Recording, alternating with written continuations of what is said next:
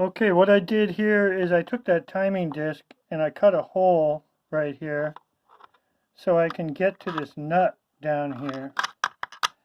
And this nut is what holds the two rotors together. So if I loosen this nut just a little bit,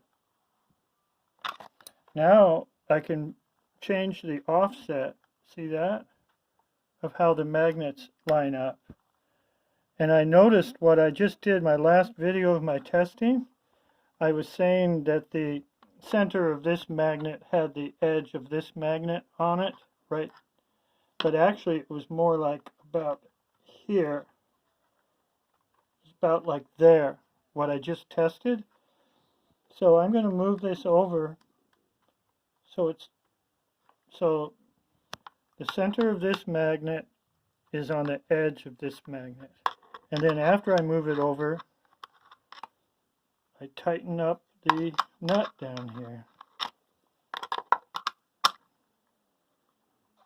There, see, now it's all locked in place.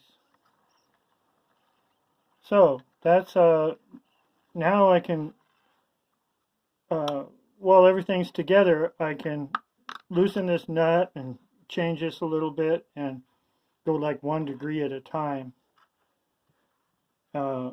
and see if I can find a really good offset between the timing of this magnet and this magnet.